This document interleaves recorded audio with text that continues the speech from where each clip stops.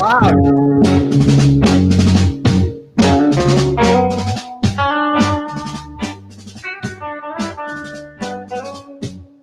That music's too loud.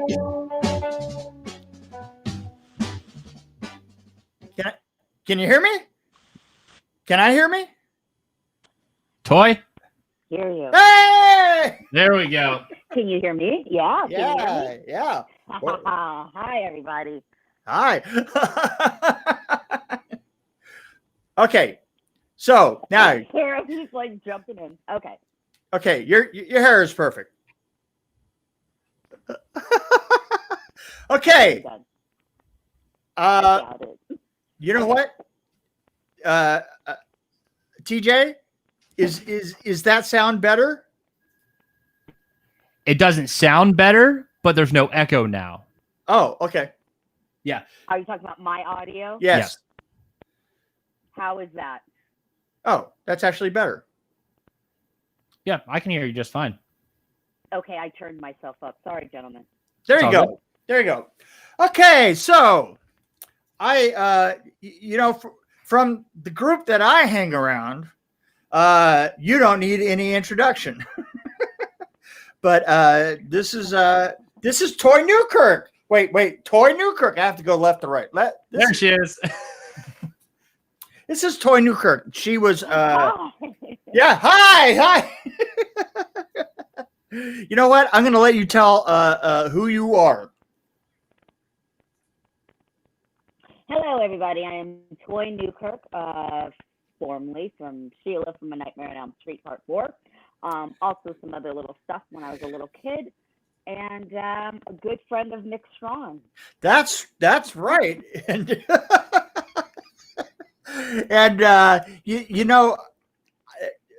I wanted to kind of talk about what you're doing today. Kind of talk about your family before you started, because I know that your father was involved in business for a long time, right?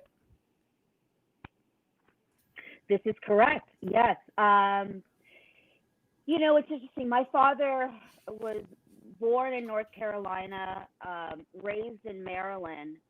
His backstory in the Newkirks is quite interesting, and I'm actually writing a period piece on that. Oh, cool. Going all the way back to 1840 when they first became mulattoes in North Carolina. But that's my father's family. His father is Swan Hill Newkirk, which I thought was a badass name. And my father at some point married my mother, had my two older brothers, and said that was it. He just kind of wanted to break out and go new. And with like $100 in their pocket, they headed out west to California. The story is when they drove over the Cahuenga Pass, it was nothing but orange fields. That's how absolutely it was. That was a while back. Groves, I should say. Right. Yeah. And then he was an engineer by trade. Very brilliant man. He has all these different patents. He would be the guy that would be in the garage, fooling around on the car. And then one day, I guess in the early 70s, he saw an article in the paper. It was like, during the time when they were looking for equal opportunities and hiring a lot of African Americans to diversify the industry.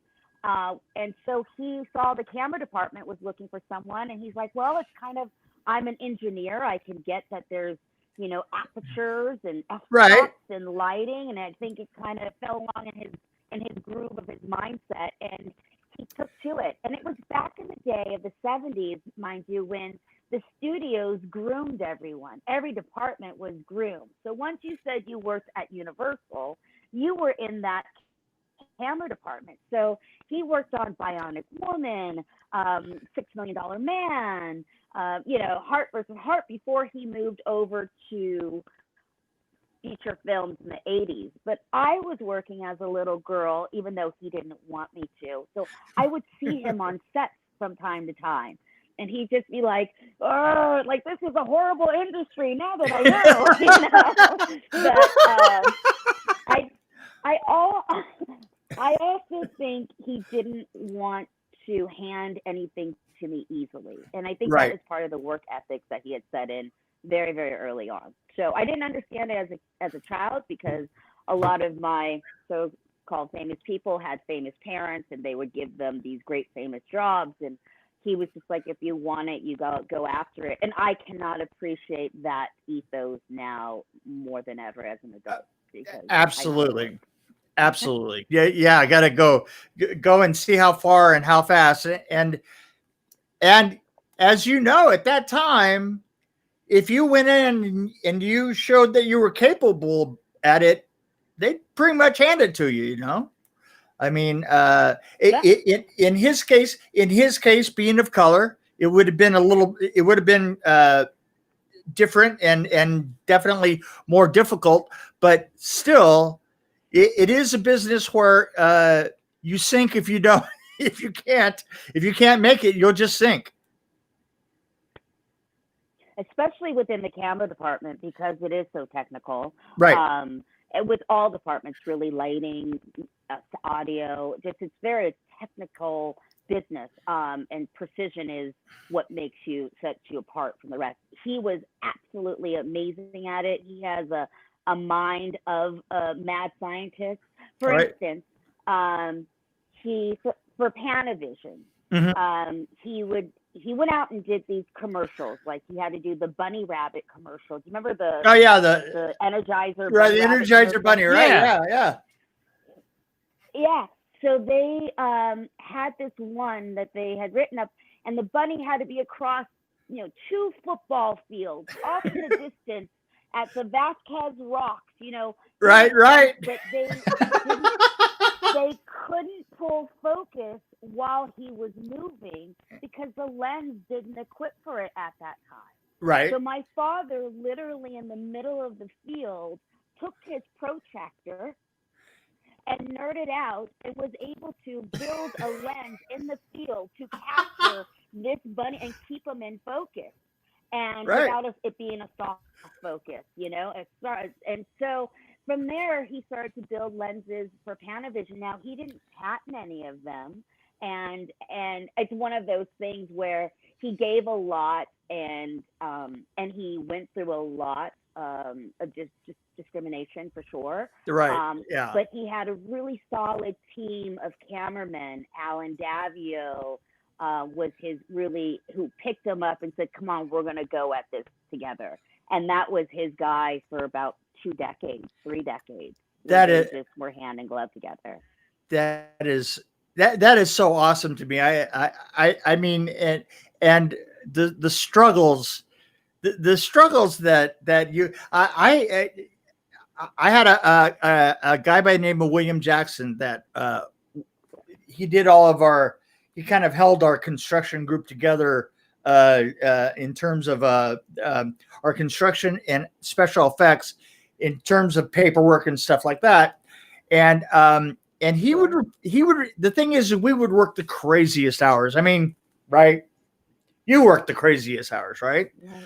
And he wouldn't be there. He absolutely said, he said, "Look, you guys can drive back at 3:00 in the morning home. I'm not going to do that because I won't be back in the morning. I mean, I have a really good chance of not, showing up." And I'm like, I'm not getting back home. Right. Of not getting back home. And I think that my time in LA, of working in the movies and so forth, first of all, there's 2 layers of privilege here. There's the layer of working in LA and being in the movies. That's a layer of privilege. But then the second layer of privilege is that we would have over people of color, and seeing that made me even more radical than I was as a stupid kid in San Bernardino. Well, those stupid kids grow up, and I appreciate them as my great allies. So, Well, you know what? We talked last time about how to a certain extent, it was so great that a guy comes from Finland, that comes from Finland, and kind of enveloped your character in a way that I don't think most people saw anybody at that time of color, and I thought it was just Yeah. it was amazing. It really was. I mean, it kind of went so far against expectation, and we talked about this. Especially at the time. Yeah. Yeah, Yeah. particularly at the time. Seeing an incredibly smart, young, and what surprised me was that you weren't just acting young; you were young. I just found out. Well, the funny thing was about that time, because I was having I think in youth, anyways, we have identity crises to begin with. Totally. And then to have being a working actress, and then also still in public schools, majority white schools, because my father, we lived in Studio City. We lived close to where he worked. Oh my God, yeah. And so my surroundings were of such, but my parents were so hyper aware of what would be missed out had I not had any part of my inner city, which was their upbringing. They grew up in the inner cities and they kind of got out of it, but they didn't want me to lose my quote unquote blackness, who I am as a black woman, to always identify as a black woman. Right. Don't lose yourself is what they would say. So I would go to the inner city playhouses every weekend since I was 5 years old. And Chip Fields, Kim Fields' mother, was my acting coach. And then this guy, Gary Vernay, who was amazing. And so I was in acting class with Malcolm Jamal and Kim Fields, and just kind of a whole Regina King when we went over to Marla Gibbs. So I was always entrenched in the weekend in not only my craft, but my mom made sure I was in my culture learning my craft. It was difficult for me. Right. It was difficult because I was in school, right, not learning to speak white, but English. Right, exactly. Articulate. However, I was being scolded on the other side of it, saying that you're not black enough and you're too white.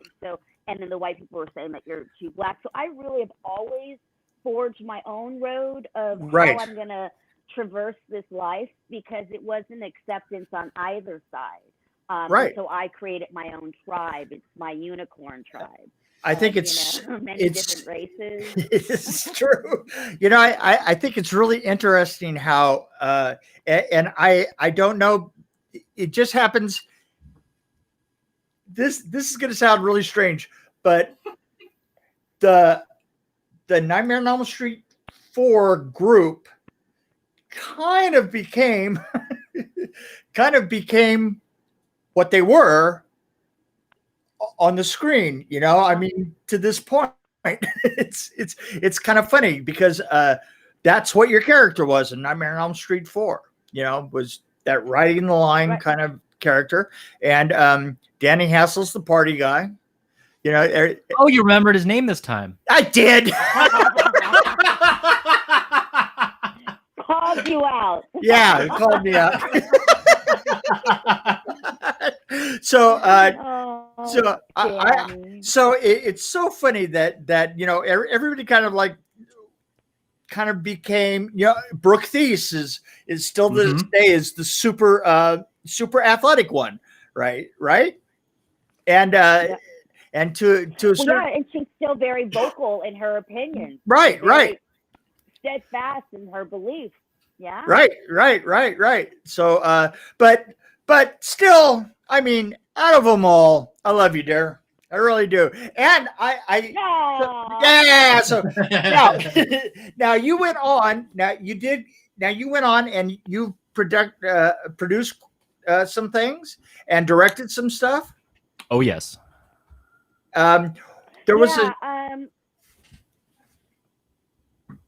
Go. I'm going to let you know. Hit it. What you produced? You produced a couple of TV shows. Actually, prior to the show going live, we talked about her working with Howard Stern. Oh, really? Okay. Yeah. Do I get to hear that too? Yeah. It's my show, damn it. Yeah. It was just that little chatter that you do before you. Oh start. yeah. You know what? I own that chatter. Yeah, it's when you cut the wire of the internet and it wasn't. No. Yeah, that's right.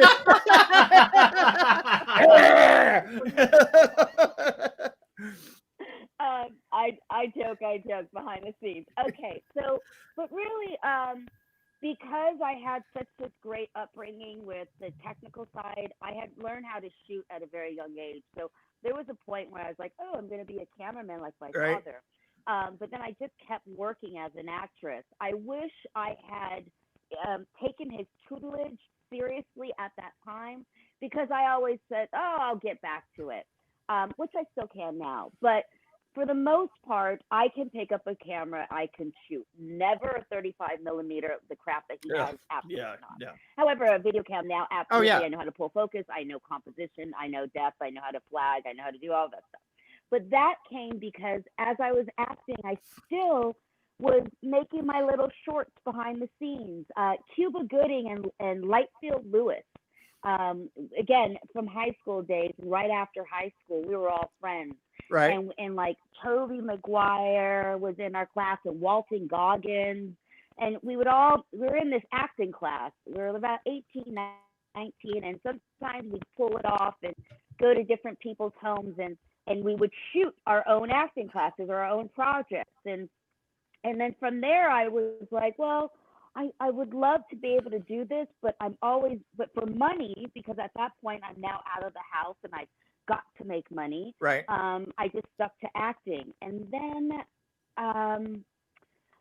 God, there's so many years in there that is blurry, because I lost a brother, died when I was 21. I don't know, a lot of people don't know this, but so there was a lot of blurry times in there. I was working and still dealing with real life issues. Right. And then I had the opportunity to really go behind scenes, but the opportunity was to really drop down, and I made a decision to myself was, don't let anyone know you were an actress, because the first time in that job, when they found out I was, there was a lot of respect that was lost. It's not that you just tell in demeanor and in execution of how one speaks to you. This is so true. This is so true. I mean, the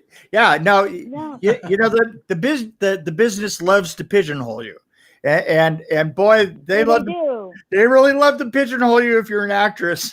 And I have to admit, is more than anybody, more than American.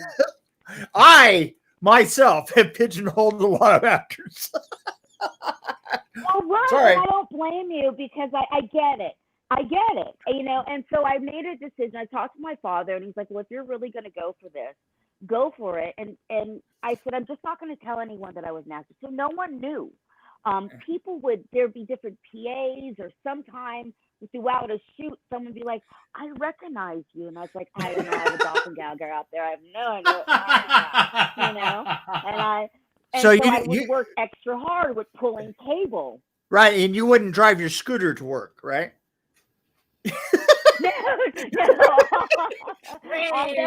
No.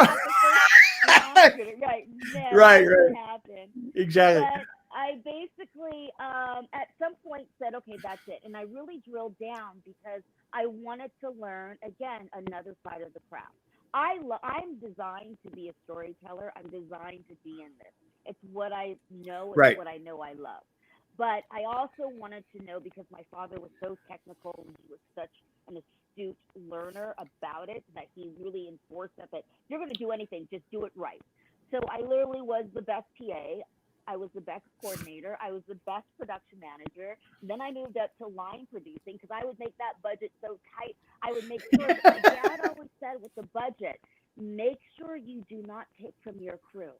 Your crew you give to. You can make your deals with your vendors. And so that was always my note. So my crews loved me, because, yes, if you needed your rental box and you needed some extra, because you don't know when you're going to use this, but you just know you need that on set, I'm going to make sure that's paid for. And I'll go talk to a vendor, whether it be locations or whether it be someplace that I can actually make a deal. And say, hey guys, let's bring this down, and I'll throw the money to my crew. from that, because I'm a crewman's daughter, not a coal miner's daughter, but I am a Right. You're a crewman's crewman's daughter, right? So I'm always, yeah, I'm going to always honor them. And so I produce in that way. It's just to make sure. So after I was line producing for a very long time, I was like, okay, I'm not a numbers person, although I'm smart in that way. I just wanted to get back to the creative, because Creative, all right. of that trajectory of coordination and production manager and line producing is really dealing with the monetary side of the business. Right. It is. And I learned it, and I was very happy I learned it. But I wanted to move over, so I stepped back down, became an associate producer, segment producer, and then a story producer, then an overall creative producer to an executive. And so I really just worked my way so far away from acting, though, I had forgotten. And now I'm just coming full circle, where I did 20 years in front of the camera, and I've now done 20 years behind the camera. And I think this is the time to meld the two. And so what is there a project that you're bringing forth that is putting those together? Yeah, COVID's a blessing in disguise. I really think we never had time to slow down, right? Yeah. Put things in perspective, right? And with this time on hand, although I've squandered so much of it as well, because I'm just trying to figure out, it just seems like with every new, incident, when I woke up the morning of George Floyd, I opened my eyes, and it hit my soul in a way that I can't let it go. I can't let go of that feeling that I absolutely just watched a man being murdered on screen. Right in front of your eye. Oh, absolutely. Experience. Right in front of your eyes. So when people say, oh, this was a plan, this is a distraction, I'm like, wait, you cannot plan, at least I didn't, to see a murder. Right. And then my reaction to it is going to be enough. Because my parents and their parents and all the way back, I'm going to bring this full circle to what I'm working on now, because a lot of the projects, Sarah Cooper, you know Sarah Cooper, the yes, one that I do. mimics that. She's hilarious. Oh my God, she's so funny. Well, I took something from her to heart, and she had said that there was some. She had written down this idea 7 years ago, when she was working at, I don't know if she was at Google or one of those tech companies. And, she could interpret what people really were saying well. And then she came back to it recently and used Trump as it. So I have now gone back to all of my little writings, and there are just about 5 projects that have jumped, 3 of which I've enlisted other executives that I've worked with, because in my process of working behind the camera, I also pitch shows. I write and I pitch TV shows. I've only sold 1, and that's okay. And it was just the pilot, but it's what I do.